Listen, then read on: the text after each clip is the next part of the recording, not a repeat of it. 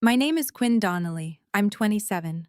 At 7:43 on a Tuesday morning in March, I was sitting at my kitchen table with a mug of coffee going cold in my hands, staring at a Venmo notification on my husband's phone, a phone he had left unlocked by accident, and reading a message that said, "Thanks, baby. The flowers were perfect. Sabrina." He was in the shower. I could hear the water running. The eggs I'd made were still on the stove. I set the phone down. I picked it up again. I read it again. The words didn't change. Robert had been in the shower for exactly 4 minutes when I heard him turn the water off. I put his phone back exactly where he'd left it, face down, slightly angled toward the fruit bowl, and I sat back in my chair, and I picked up my cold coffee, and I took a sip, and I did not say a single word when he walked into the kitchen. "Morning," he said. "Morning," I said. He picked up his phone without looking at me, pocketed it, grabbed his keys from the hook by the door and said, "Don't wait up. I've got the shop until 9. The door closed. I sat there for another 11 minutes without moving. Then I opened my laptop, logged into our joint bank account, and started looking. Before I tell you what I found, and I promise you, it is so much worse than a Venmo notification. If stories about standing up for yourself mean something to you, please hit like and subscribe, and tell me in the comments where you're watching from right now and what time is it there. I genuinely want to know, because wherever you are, whatever you're carrying, I think you found this story for a reason. Now, let me take you back 4 years, to the November afternoon I first met Pollyanna Williams. Robert and I had been dating for 3 months. He'd warned me ahead of the visit in that careful, practiced way people warn you about things they're actually proud of. "My mom is a lot," he said. "She's old-fashioned. She doesn't hold back." He said it like it was a disclaimer. It turned out to be the best thing he ever told me about her. Pollyanna lived in a white craftsman house on Alderman Street in Newark, Delaware, with a side garden she'd been tending for 30 years. When we pulled up that Sunday, she was on the front porch in a yellow cardigan, and she had a pot of something on the stove that I could smell from the driveway. Navy bean soup with smoked ham hock, she told me later, her mother's recipe. The whole house smelled like bay leaves and warmth. She was 61 at the time. She had silver-streaked hair she kept pinned up, reading glasses she wore pushed to the top of her head even when she wasn't reading, and she had the kind of eyes that looked at you like she was taking inventory, not unkindly, just completely. Robert went inside to find the bathroom. Pollyanna poured me a cup of tea, chamomile, from her own dried herbs, she specified, and she sat down across from me at her kitchen table, and she looked at me for a long moment and she said, "You're smart, aren't you?" It wasn't a question. I didn't know what to say. I laughed a little and told her I worked with numbers. She nodded slowly. "Good," she said. "Hold on to that, no matter what. Hold on to knowing what the numbers actually say." I didn't understand what she meant. I filed it away as the kind of cryptic wisdom older women sometimes offered, the kind that feels profound without being specific. I thanked her for the tea. She squeezed my hand before I left. "You'll be all right, Quinn," she said. "I'll make sure of it." I thought she was just being kind. I had no idea she was already making a plan. Robert Williams and I got married on a Saturday in June, 2 years after that first visit. It was a small ceremony, 41 people at the Brandywine Creek Terrace venue outside Wilmington, white tablecloths, string lights, my sister as maid of honor. I was 24, he was 31. He owned a growing auto detailing business called Williams Premium Detail on the north side of Wilmington. 4 bays, a staff of 6, a good reputation in the commercial fleet market. He had a Dodge Ram, a leather sectional, and a confidence about him that I had mistaken for steadiness. I had my job. I'd been a payroll coordinator at Harmon Steel Logistics, a regional trucking company on the Lancaster Pike, for 2 years by then. Not glamorous. $52,000 a year, a cubicle on the second floor, and more hours staring at spreadsheets than I would recommend to anyone. But I was good at it. I am good at it. I know how to read a financial document the way a mechanic reads an engine, not just what it says, but what it's hiding. That skill is what Robert had dismissed as a cute quirk. She loves her spreadsheets, he would tell people at parties, doing a little eye roll that always got a laugh. It was also what eventually ended his plan entirely. The first time I realized something was wrong, truly wrong, not just Venmo notification wrong, was 8 months into our marriage, when I noticed that Robert's business bank statements, which he left in a shared Google Drive folder he'd forgotten I had access to, showed two separate transfers each month to something called Coastal Ventures, LLC. Each transfer was $3,000, like clockwork, every 1st and 15th. I didn't say anything. Not yet. I was in payroll. I knew what a legitimate business expense looked like, and I knew what it looked like when someone was trying to make something look legitimate. These were the second kind. Over the next 6 weeks, I started pulling threads. I found that Coastal Ventures LLC had been registered in Delaware 18 months before our wedding, before I'd even moved in with Robert. The registered agent was a name I didn't recognize, a Deborah Crane, listed at an address in Bear, Delaware. The LLC's stated business purpose was consulting and business development services. Its only client, based on the invoices Robert had filed in the Drive folder, was Williams Premium Detail, the money flowing in $6,000 per month. The money flowing out, deposited into a personal account I had no access to. I sat with that for 2 weeks before I touched anything else. Then I found the payroll entries. At Harmon Steel, I ran payroll for 180 employees. I knew what legitimate payroll documentation looked like. I knew what W-9s looked like, what contractor agreements looked like, what real time and task logs looked like. Robert kept his business payroll in a separate QuickBooks file, but he'd given me the login 2 years ago when he'd asked me to help reconcile a vendor payment, and then never revoked it. I logged in on a Thursday evening while he was at the shop, and there, listed as active contractors, were two names: Sabrina R. Washington, marketing consultant, $4,800 per month; Jessica M. Williams, administrative support, $1,200 per month. Sabrina Washington. I didn't know the last name yet, but I knew Sabrina was the name on the Venmo message, the one with the roses. Jessica Williams was Robert's sister. I stared at those entries for a long time. Then I went back through 18 months of payroll records. Sabrina had been on the books for 14 months, Jessica for 12. I opened a fresh Excel sheet and I started adding. Sabrina. 14 months at $4,800. That was $67,200. Jessica. 12 months at $1,200. That was $14,400. Coastal Ventures. 18 months at $6,000. That was $108,000, though the deposits I could trace to the accessible account totaled $93,000 after some months showed gaps. 81,000, 93, 67, 14. The numbers didn't lie, they never do. The question was, what I was going to do about it. I closed the laptop.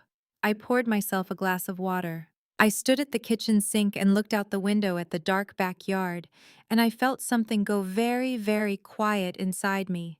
Not peaceful quiet, the kind of quiet that comes before a decision.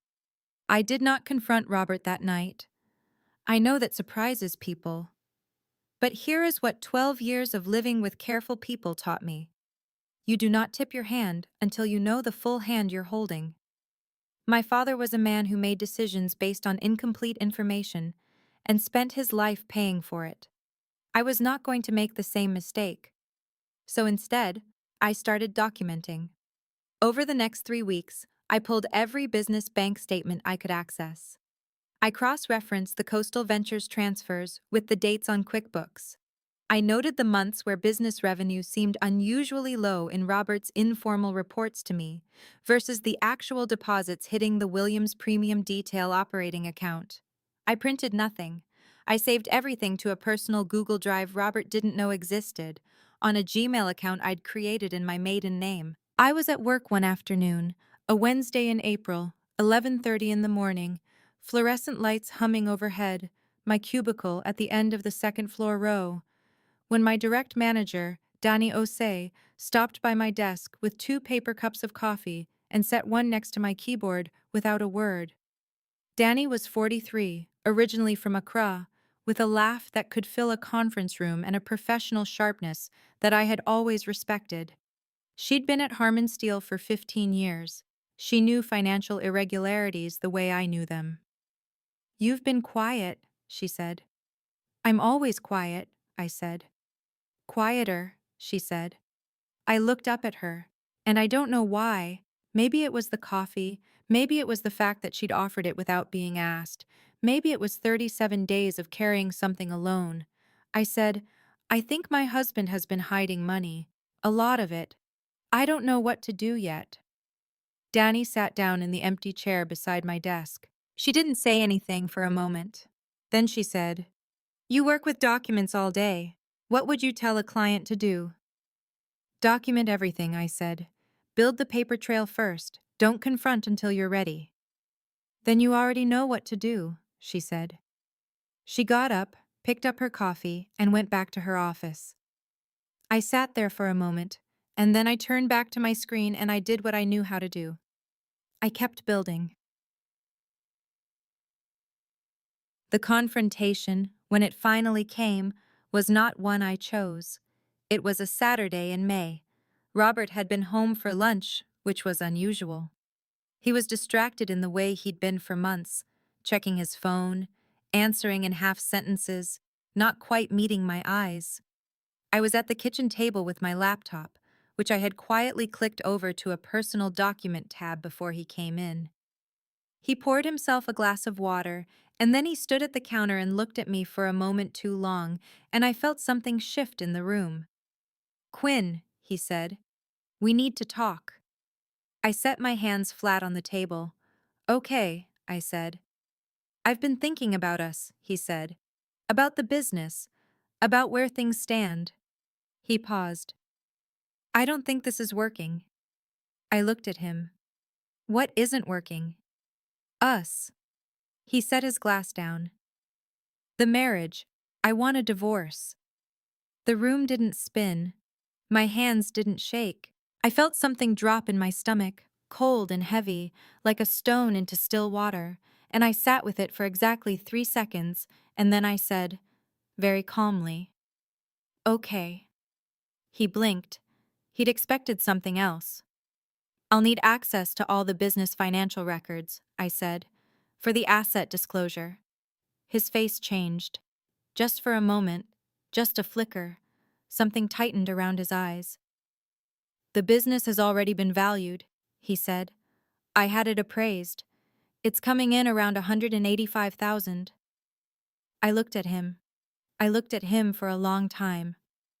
"Okay," I said again. He left that afternoon. He moved into an apartment in Brandywine 100, and I spent the following 2 weeks pulling every piece of documentation I could find, organizing my evidence file, and researching family law attorneys in Newcastle County.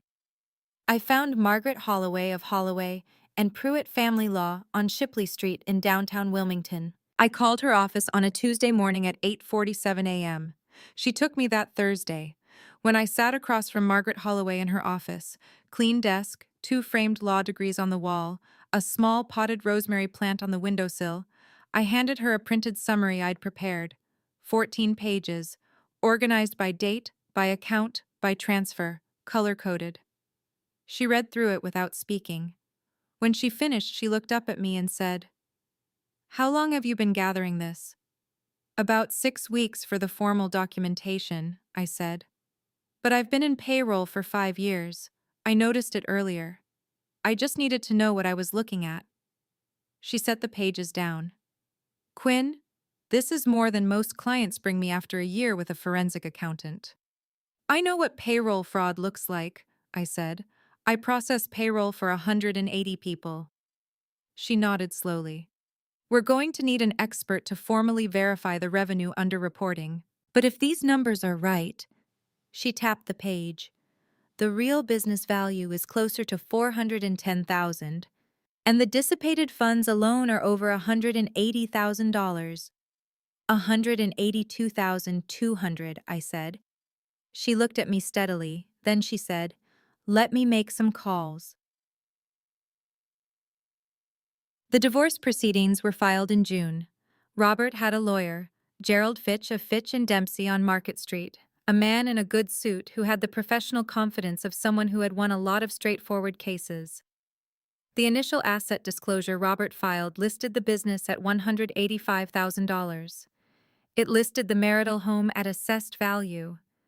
It listed our joint account, which had $14,200 in it at the time of filing.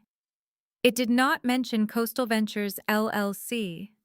It did not mention Sabrina Washington's $4,800 a month. It did not mention Jessica Williams's $1,200 a month. It was, according to Margaret Holloway, a financial disclosure that contained so many omissions it bordered on perjury. Bordered? I asked. Crossed, she said. But we'll let the court determine that. Jessica Williams, Robert's sister, the one receiving $1,200 a month for work she had never performed, called me 3 weeks after the filing. I was at my desk at Harmon Steele when my cell rang with her number. I stepped into the hallway. "Quinn," she said. Her voice was careful and apologetic in a way that put my teeth on edge immediately. "I just want you to know I had no idea things were this complicated. Robert never told me all the details." "About what?" I said. A pause. "About the finances. About how bad things had gotten." "The business is doing fine, Jessica," I said. "Revenue is up year over year." Another pause, longer this time. "Quinn, I really think if you just let the lawyers handle this, we can all move forward. Robert is willing to be fair." "I'm sure he is," I said. "He's offering to let you keep the car," she said. "And he'll cover your rent for the first 3 months, wherever you land. He knows you didn't really contribute to the business side of things." I felt my jaw tighten. "Is that what he said?" "He says you were a payroll coordinator," Jessica said.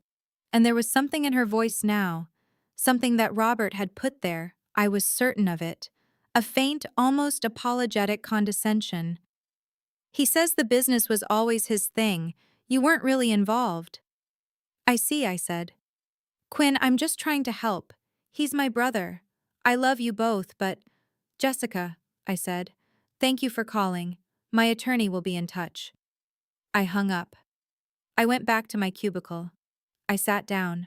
I put my hands flat on the keyboard, and I breathed for a moment. She'd been on his payroll for 12 months. $14,400 for work she never performed, and she was calling me to say I hadn't contributed. I opened my personal drive folder and I added a note to the Jessica Williams tab, called June 18th, used "didn't really contribute" phrase directly.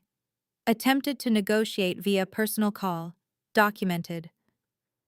The week before the deposition was when Robert came to my workplace. I was at the Harmon Steele building on Lancaster Pike, 2nd floor, 2:15 in the afternoon on a Thursday. The floor was mostly quiet. Mid-afternoon lull, half the team in a vendor meeting 2 rooms over. I was reconciling a quarterly payroll exception report when I heard the elevator and then footsteps, and I looked up, and Robert was walking toward my cubicle. He was dressed well. He always dressed well when he wanted to make a point. Dark jeans, clean boots, the gray button-down I used to say, looked good on him.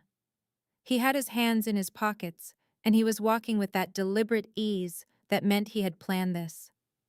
Danny was in her office. 2 other colleagues, Marcus from accounts and a newer woman named Priya, were at their desks within clear line of sight. Robert either didn't notice or didn't care. He stopped at the entrance to my cubicle. "Hey," he said. "Robert?" I kept my eyes on my screen for exactly 2 seconds before I turned my chair. "This isn't a good time." "It'll be quick," he said. He glanced around at the office, at Marcus, who had gone still at his desk, at Priya, who was trying and failing not to look. Robert's gaze swept the room with that faintly satisfied expression he got when he felt like he was the most important person in a space. I just wanted to check on you. See how you're holding up. I'm fine, I said. You should have your attorney contact mine. Come on, Quinn. He said my name with a softness that wasn't soft at all. This doesn't have to be hostile. I'm trying to be reasonable here. He paused. Margaret Holloway is a good lawyer, but you're going to spend more fighting this than you'll ever get out of it. The business isn't worth what you think it is. Okay, I said, I'm serious. He tilted his head, just slightly, in the way he used to when he was trying to look patient. I've had a certified appraisal, 185,000. That's the number. You can fight it and drag this out for 2 years and spend 40,000 in legal fees, or you can take the car, take the 3 months help I offered, and start fresh. You're smart, Quinn. You know how to do math. Marcus had turned fully in his chair now. Priya had stopped pretending. The car, I said, is a 2019 Honda Civic with 112,000 miles on it. It's something, Robert said. And the 3 months rent? I said. What's that based on? On being fair, he said. There it was, the word he reached for when he meant its opposite. You came here to be fair, I said. I came here because I thought you could use a reality check. He said it quietly, but clearly, clearly enough that Marcus heard it, that Priya heard it, that the woman who'd just stepped off the elevator behind him heard it before she turned and pressed the button again to go back down. You were a payroll girl, Quinn. That was always what you were. And that's fine. But you didn't build that business. You didn't work 70-hour weeks in a detailing bay. You sat in a cubicle and added up numbers that someone else generated. So I need you to understand your position here before this gets any harder than it needs to be. The room was very quiet. I looked at him. I kept my face very still. Inside, something that had been quietly gathering for months went hard and set, like concrete finding its final form. My position, I said. Your position, he said. And he actually smiled a little, like he'd been generous. I nodded once. Thank you for stopping by, Robert. I'll let Margaret know you were here. He held my gaze for a moment. Then he turned and walked back toward the elevator. Danny was standing in the doorway of her office. She'd heard everything. She looked at me for a moment, and then she walked to her desk, picked up her desk phone, and said without looking at me, I'll get the building's security visitor log from today, if you want it. Please, I said, and I turned back to my screen. I did not cry. I did not shake. I went back to the payroll exception report and I worked through the rest of the afternoon. And I thought about the number 410,000. And I thought about the number 67,200.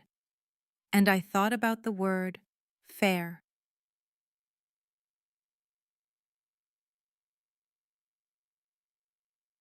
I had been working with Margaret Holloway for 6 weeks when she called me at 6:52 in the evening on a Monday. I need you to come in tomorrow morning, she said. Something has come up. I was at my apartment, a small rental on Bancroft Parkway I'd moved into the month prior, 640 square feet, second floor, a window above the kitchen sink that looked onto a parking lot, and I sat down on the edge of the couch. What kind of something? I said. A pause. The kind we weren't expecting, Margaret said, and the kind that helps. I was at her office at 8:15 the next morning. She was already behind her desk, and there was a woman seated across from her. A woman I knew. A woman with silver-streaked hair pinned up, reading glasses pushed to the top of her head, and eyes that looked at you like she was taking inventory. Pollyanna Williams. I stopped in the doorway. Pollyanna looked at me. She didn't smile exactly, but something in her face settled, like a weight being set down after a long carry. Sit down, Quinn, she said. I sat. I owe you an explanation, she said. And I owe you an apology. In that order. Duh. Here's what Pollyanna Williams told me, sitting in Margaret Holloway's office on a Tuesday morning in July, with the rosemary plant on the windowsill and the street noise coming up from Shipley Street below. Her husband, Robert's father, Elton Williams, had done the same thing to her. 32 years ago. A different business, a different set of numbers, a different woman, but the same architecture of deception. Money moved quietly out of joint accounts, assets undervalued in divorce proceedings, a narrative built carefully over years that she had been the passive one, the non-contributor, the woman who didn't understand the financial side of things. She had lost, in 1991, what would now be worth approximately $340,000 in dissipated marital assets. She had lost because she hadn't known, in time, what she was looking at. She had lost because she had no paper trail. She had lost because there was no one who knew what Elton had been doing and was willing to say so in court. She had stayed in contact with Robert's father long enough, for the sake of her son, she said, to know exactly what Robert had learned to do. And when Robert and I got married, and she watched the patterns she recognized begin to surface in his behavior, the cash she knew wasn't being recorded, the name Sabrina appearing in conversations Robert didn't realize she could hear, the business bank account he'd stopped mentioning to me, she had started quietly to prepare. She had hired her own accountant 18 months ago, a private forensic accountant named Gerald Sato, who had spent 14 months documenting the actual revenue of Williams' premium detail from commercial fleet contracts, insurance records, and vendor invoices. His findings: real annual revenue of $410,000. Declared revenue in Robert's divorce filing, $185,000. She had saved every conversation, every voicemail, every text message Robert had ever sent her where he referenced the business, Coastal Ventures, or Sabrina Washington by name, because Robert trusted his mother the way people trust the ground they're standing on, without thinking about it. She had 13 exhibits. She had spoken to Margaret Holloway 6 weeks ago, before I even knew Margaret Holloway existed, and asked her to take my case. She had paid the retainer. She had then waited to see if I would find the evidence on my own before she stepped in. She said she needed to know I was ready to fight. She needed to know I wouldn't fold. "You have no idea how proud I was," she said to me, "when Margaret called me 3 weeks ago and said you had already built the paper trail." I sat in that chair and looked at her, and I could not find a single word for approximately 45 seconds. Then I said, "Why didn't you just tell me from the beginning?"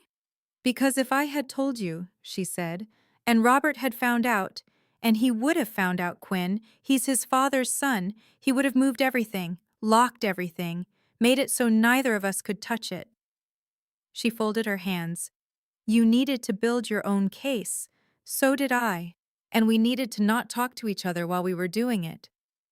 I thought about the first afternoon I'd met her, the chamomile tea, the way she'd looked at me like she was taking inventory. Good. Hold on to that, no matter what.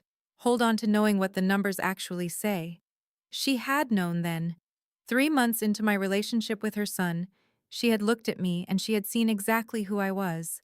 And she had begun, quietly, patiently, over 4 years, to make sure that when the time came, I would not be undefended. "Pollyanna," I said, and my voice did something I hadn't planned for. "He's your son." "He is," she said. She met my eyes and she didn't look away. "And he is doing to you what his father did to me. And I was not going to let that happen twice to someone I love. Not in my lifetime." Margaret Holloway gave me a moment. Then she slid a manila envelope across the desk. "She brought something for you," Margaret said. I looked at the envelope. My name was written on it in Pollyanna's handwriting, Quinn, in ink that had the slightly faded quality of something written and then held on to for a while. "She wrote it when she was certain the case was going to court," Margaret said quietly. "She wanted you to have it regardless of what happened." I picked it up. "You can open it here," Pollyanna said, "or on your own, whatever you need." I looked at her. Then I looked at the envelope.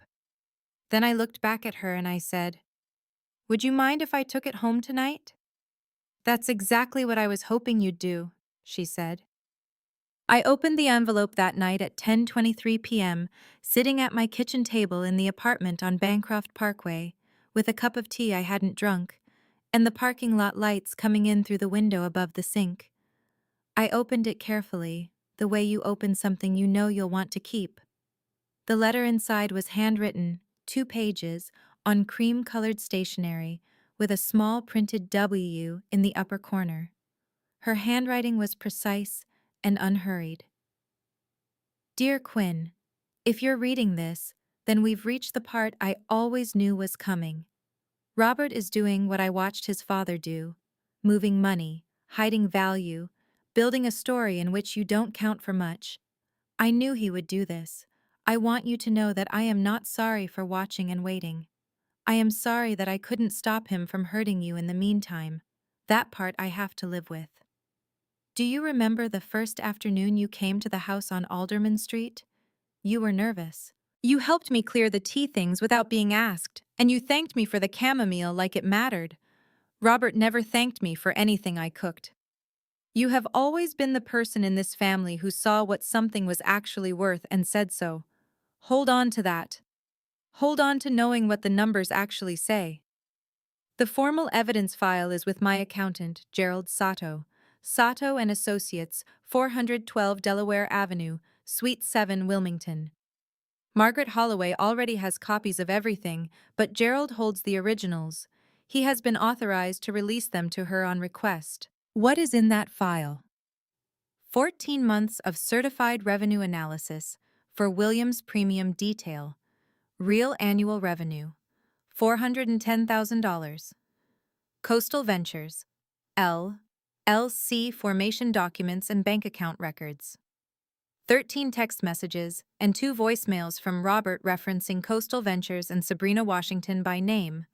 A certified payroll analysis showing no deliverables were ever produced by the 2 listed contractors. My signed and notarized witness statement, which I am prepared to deliver in person. You are not a payroll girl who sat on the sidelines. You are the woman who knew what the numbers said when no one thought you were looking. You always have been. All my love. Hold on to that. Pollyanna. I read it twice. Then a third time. Then I set it down, and I put both hands flat on the table, and I sat there for a while. Not crying exactly. Just sitting. The way you sit when something lands in you that is too big to process all at once and you have to let it find its own level. I thought about the word hold on to that. She'd said it the first time 4 years ago, and she'd said it here, and it was the same sentence, and I hadn't understood the first time, and I understood it now completely. I thought about Elton Williams and 1991 and $340,000. I thought about a woman who lost what she couldn't get back, and then spent the next 30 years making sure history didn't repeat itself. I thought about how much patience that required, how much love. I didn't sleep much that night, but it wasn't the bad kind of not sleeping. The final hearing was scheduled for a Thursday in September. Courtroom 4B in the Newcastle County Family Court Building on King Street in Wilmington, 3rd floor, linoleum tile, fluorescent panel lighting, 2 long wooden tables for opposing counsel, a bench that had seen thousands of people's worst days.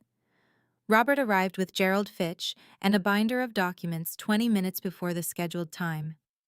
I know this because Margaret told me, and because when I walked in at 9:04 a.m., the hearing was at 9:30. Robert was already seated at the plaintiff's table, turned slightly in his chair, talking quietly with Fitch. Sabrina Washington was in the gallery, 2nd row, left side. She was wearing a light blue blazer, and she had her hair down, and she was trying to look like she was there for professional support, rather than the reason she was actually there.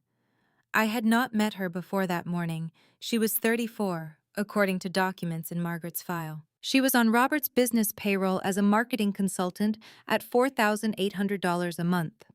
In 14 months, she had produced no marketing materials, no campaign records, no client acquisition data, no deliverables of any kind.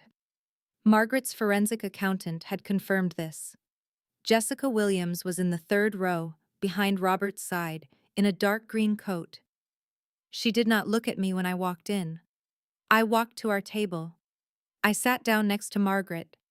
I set my hands flat on the table in front of me, and I looked straight ahead. The room filled over the next 20 minutes. By 9:28, there were 34 people in the gallery, family members on both sides, two people from a legal aid organization observing proceedings, a woman I didn't know who was knitting, and seemed to be there for a different case that had run over. The courtroom had the particular quality of held breath that public proceedings carry, everyone present and everyone trying to look like they're not watching. Judge Renata Alvarez took the bench at 9:31. Gerald Fitch opened Robert's case efficiently and with confidence. He presented the certified appraisal, $185,000 for Williams' premium detail, conducted by a Brandywine Appraisal Group assessor who, Margaret had already established, had based his valuation on the income figures Robert had self-reported. He presented the joint account balance at filing. He presented a timeline of marital contributions that, not incidentally, characterized my role in our household as primarily domestic and my income as secondary. He used the phrase, the couple's financial asymmetry, twice. The second time, Robert turned slightly in his chair, just enough that I could see the side of his face, and he had the expression of a man watching something go the way he expected it to go. Then it was Margaret's turn. She began with the payroll records. She walked Judge Alvarez through the QuickBooks contractor entries. Sabrina Washington, $4,800 per month, 14 months. Jessica Williams, $1,200 per month, 12 months. And presented Gerald Sato's certified analysis, confirming that neither contractor had produced any documented deliverables in the period of their listed employment. She presented the Coastal Ventures LLC formation documents. She presented the bank transfer records showing $93,000 in marital funds moved to the LLC's associated account over 18 months. She placed on the record that the LLC had been created, registered, and operated without Quinn Donnelly's knowledge or consent, despite the funds originating from joint marital earnings and the business itself being a marital asset. Robert's jaw tightened through most of this. Fitch objected twice on evidentiary grounds. Judge Alvarez overruled both. Then Margaret said, "Your Honor, at this time, I'd like to call one additional witness." Fitch stood. "Objection. The witness list was supplemented and served 48 hours ago," Margaret said calmly, "as permitted under Rule 26 when material evidence is acquired during the discovery period." Judge Alvarez looked at Fitch. "Overruled." Margaret said, "The plaintiff calls Pollyanna Williams." There was a pause. The particular pause that comes over a room when something happens that not everyone expected. And then the courtroom door opened, and Pollyanna Williams walked in. I watched Robert's face. The color didn't drain all at once. It went in stages. First a kind of blankness, like a screen going to standby, and then something that contracted around his eyes, and then his jaw set hard and his hands. I could see them from where I sat. His hands went still and flat on the table in front of him in a way that looked, from where I was, like a man trying to stop himself from doing something visible. Sabrina, in the second row, turned to look at the door, and then turned to look at Robert and said something very quietly that Robert did not respond to. Jessica, in the third row, looked at the floor. Pollyanna walked up the center aisle in a navy blazer, with her silver hair pinned up and her reading glasses on top of her head, and she moved with the steadiness of a woman who had been thinking about this walk for a very long time. She passed her son's table without looking at him. She was sworn in. She sat in the witness stand. Margaret walked her through it methodically. Pollyanna testified that she had been present for multiple conversations in which Robert had referenced Coastal Ventures by name and described it as a vehicle for keeping cash off the main books. She testified that Robert had told her, in a phone call in the previous October, a call she had recorded, with a copy now entered into evidence, that Sabrina Washington was on the payroll because she earns it, and the business can afford to be generous right now. She testified that she had retained Gerald Sato of Sato and Associates 14 months ago to conduct an independent revenue analysis of Williams' premium detail, and that his findings, real annual revenue of $410,000, were consistent with fleet service contract records, vendor invoices, and client payment documentation that she had been collecting and preserving for the past year. She testified that she had first become concerned about Robert's financial practices approximately 2 years into his marriage to Quinn Donnelly. She testified that her concern was informed by personal experience. "Can you explain what you mean by personal experience?" Margaret asked. "Robert's father," Pollyanna said, "did the same thing to me. In 1991. Different business, same method." She paused. "I lost approximately $340,000 in what would be today's value because I didn't have what Quinn has: documentation, preparation, someone who believed me." The gallery was very quiet. "I was not going to let that happen again," Pollyanna said. Fitch's cross-examination lasted 23 minutes. He tried to establish bias. She was estranged from her son. She had a personal grievance. Her accountant's methodology was unreliable. Pollyanna answered every question in the same measured, even voice. She had the calm of a woman who had been preparing for this cross-examination in her mind for 14 months. At one point, Fitch said, "Mrs. Williams, isn't it true that you and your son have had a contentious relationship for some years?" Pollyanna looked at him. "My son and I have a complicated relationship," she said. "That doesn't change what I heard him say or what the financial records show. But your personal feelings toward your son could color your testimony." "My personal feelings toward my son," Pollyanna said, "include 32 years of watching him become his father. I am not testifying out of spite. I am testifying because I know what these documents say, and I know what they mean." Robert, at the plaintiff's table, said something, very low under his breath, the words not fully audible from where I sat, but the tone of it carrying across the quiet room. Judge Alvarez looked at him sharply. Fitch put a hand on Robert's arm. Gerald Fitch rested Robert's case. Margaret called Gerald Sato, who testified for 17 minutes and confirmed every number in his analysis.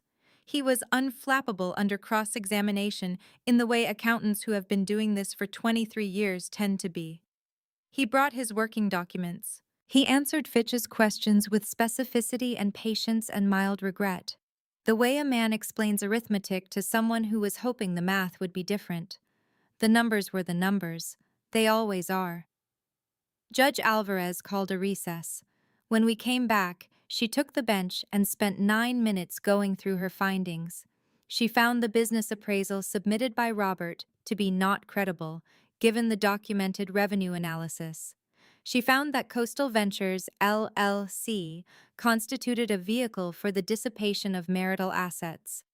She found that the contractor payments to Sabrina Washington and Jessica Williams, in the absence of any documented deliverables, constituted fictitious payroll, additional dissipation of marital assets. She noted, carefully, the perjury implications of the financial disclosure. She awarded the marital home. She awarded equitable interest in Williams' premium detail at its actual valuation of $410,000. She awarded a cash judgment of $182,200, representing the documented dissipated marital funds, the $93,000 in Coastal Ventures transfers, the $67,200 in Sabrina Washington payments, and the $14,400 in Jessica Williams payments. She referred the financial disclosure to the county prosecutor's office for review. Gerald Fitch asked something quietly, and Judge Alvarez responded. And then the hearing was over, and people were standing, and the room began to move. I sat still for a moment. Margaret put a hand on my arm. "Quinn." "I know," I said. I picked up my bag. I stood. I looked across at Robert's table, where Robert was standing with his back to the room, speaking to Fitch in a low, rapid voice, and Fitch was nodding with the expression of a man who has already started calculating his next steps. I did not wait for Robert to turn around. I walked to the witness stand where Pollyanna Williams was gathering her things. She looked up when I reached her. I didn't know what to say that would be enough for what she had done. I don't think there is a sentence for it. So I just took her hand in both of mine and held it for a moment, and she covered my hand with her free one, and we stood there for a few seconds in the middle of the quiet courtroom. Hold on to that, she said. I will, I said. I walked out. Robert's attorney filed 2 motions for reconsideration in October. Both were denied. The county prosecutor's office opened a formal review of the financial disclosure in November. By December, Robert had retained a criminal defense attorney, which is a thing you do when you are no longer only worried about the civil outcome. Sabrina Washington was not listed as a contractor on Williams' Premium Details payroll records by the first week of October. Neither was Jessica Williams. I learned this from Margaret's ongoing monitoring, which continued through the enforcement period of the judgment. Jessica called me once, in late October, from a number I recognized. I let it go to voicemail. She said she was sorry, that she hadn't understood the full picture, that she hoped I knew she hadn't meant to hurt me. I listened to the message twice. I did not call back. I don't think that makes me a hard person. I think it makes me a person who knows what sorry costs and what it's worth, and what I need to protect my own peace.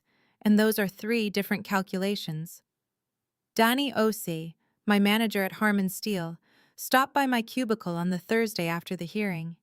She had a coffee cup, and she set it next to my keyboard without a word, the same way she had that first afternoon I'd told her what I suspected. Well, she said. Well, I said. She looked at me for a moment, and then she said, Good, now get back to work.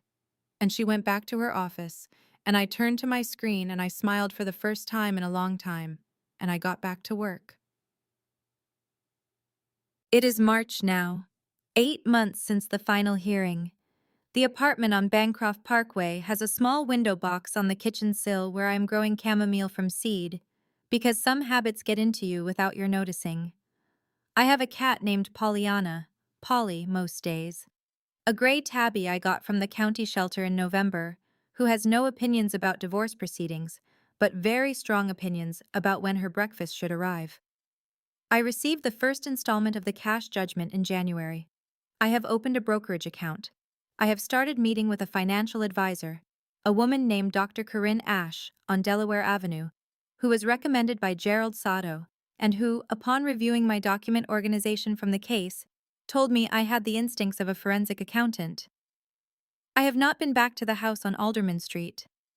Pollyanna and I talk on the phone every few weeks. She is growing things in her side garden. She sounds, not lighter exactly, resolved. Like a woman who put something down that she'd been holding for a long time. I went to visit her in January, actually. I was wrong, I have been back once. I brought a jar of honey from the farmer's market on 4th Street, because she'd mentioned she'd taken up keeping bees. We sat at her kitchen table and she made tea, chamomile from her own dried herbs, and we talked about the garden and about Polly and about very little that had anything to do with Robert or courts or the last year. Before I left, she said, You know I told you the first day that you'd be all right. You did, I said. I meant it then, she said. I mean it more now. I drove home on the highway with the windows cracked, the cold air coming in off the Brandywine, and for the first time in a very long time, I was not thinking about payroll records or transfer timestamps or what a number was hiding. I was just driving. The road was the road, and the air was cold, and my hands were steady on the wheel, and that was enough. If you're watching this, I want to say something specific. Not a lesson about family or forgiveness or fate. I'll leave those to someone else. This is what I know. There are people in your life who see exactly what you're worth and never say it out loud because they are busy acting on it. They are building something on your behalf in the years when you don't know they're watching. They are saving documents. They are making plans. They are saying quietly to a person they trust, Wait, the time will come. Hold on to that. Pay attention to who those people are. Not the ones who announce their loyalty, the ones who demonstrate it over years without asking you to notice. That is all. The chamomile on the kitchen sill is coming up now. Tiny green starts in a row, the light from the parking lot coming through the glass in the early morning. Polly on the counter watching them with that focused, professional interest cats reserve for things they intend to knock over later. I make my tea. I sit at the table. I open my laptop. The same one, the same spreadsheets, the same work I have always known how to do. Outside, it's still cold, but the kind of cold that has started to edge towards spring. The light is different in March than it was in the fall. Longer. Coming from a different angle through the window above the sink. I notice that. I hold on to it. If you have ever been in a room where someone said you didn't count, where someone looked right at you and told you your contributions didn't matter, your work didn't register, your role was minor, type "I counted" in the comments. Because you did. You do. Even when the only person who believed it was the one quietly building the case on your behalf. Or if you have ever been the Pollyanna in someone's story, the one who saw what was happening and chose to act instead of look away, type "I saw them" in the comments. That kind of love is rarer than people think. It deserves to be named. If this story meant something to you, check the description for more stories just like this one. Thank you for being here.